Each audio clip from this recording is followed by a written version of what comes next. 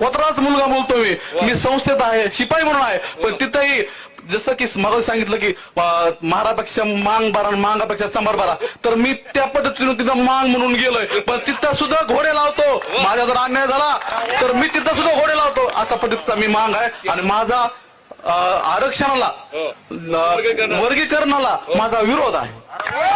आरक्षण उपवर्गीकरण, खरं तर कोण लोक आहेत हे आरक्षण उपवर्गीकरण मागत आहेत आणि कशासाठी मागत आहेत? की आमचं सर्व आरक्षण कोणी खाल्लं? बौद्धांनी खाल्लं. पण खरंच ही परिस्थिती आहे का? आरक्षणाची फक्त जोड होती त्याला. खरं तर बौद्धांची प्रगती बाबासाहेबांच्या विचाराने आणि त्यांनी सांगितलेल्या मार्गाने गेल्यामुळे झालेली ही. बौद्धांना सर्व फायदा झाला, आम्हाला फायदा झाला नाहीये. कारण काय आहे? तुम्ही कुठं कमी पडलात? कारण 13% मध्ये 59 जाती आहेत. सर्वांना समान आहे. तिथे असं थोडी सांगितलं की नाही फक्त की बौद्धांना त्यांची लोकसंख्या जास्त आहे, मग आमचं आरक्षण त्यांनी खाल्लं, मग आम्हाला आमचं वेगळं ताट द्या. ही परिस्थिती संविधानाला धरून आहे का? बाबासाहेबांच्या विचारांना धरून आहे का? विरोध करणारे विरोध कुणाला करत आहेत? दोन गोष्टी तिथे.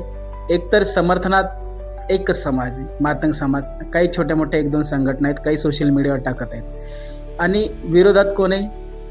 पूर्वाश्रमीचा महार, आताचा बुद्ध. आम्ही विरोध करतो, यासाठी विरोध करत आहोत की हे राजकीय षडयंत्र आहे, एक फूट पाडण्याचं. 59 जो जात समूहाचा वर्ग आहे, जे एका वर्गाला आरक्षण दिलेले, त्यासाठी फूट पाडण्याचं षडयंत्र आहे की तुम्ही वेगवेगळे विभाग आणि आपापसात भांडत बसा.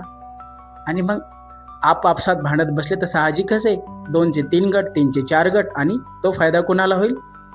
आत्ता जे सत्तेत बसलेले लोक आहेत त्यांना. पिढ्यानपिढ्या यांनी तुमच्यावर अत्याचार केलेले आहेत, तुमच्यावर, आमच्यावर, सर्वांवर. आणि आज त्यांना तुमच्या प्रगतीची एवढी कशी काय काळजी वाटेल? एवढी जर प्रगतीची त्या लोकांना काळजी असते, त्यांनी बदर समितीचा अहवाल ओपन केला असता. ते चोर आहेत. चोर असल्यामुळे ते अजूनपर्यंत बदर समितीचा अहवाल ओपन करत नाही आहेत. त्यांना फक्त भांडण लावायचं आहे आणि ते पद्धतशीरपणे यामध्ये यशस्वी झालेत.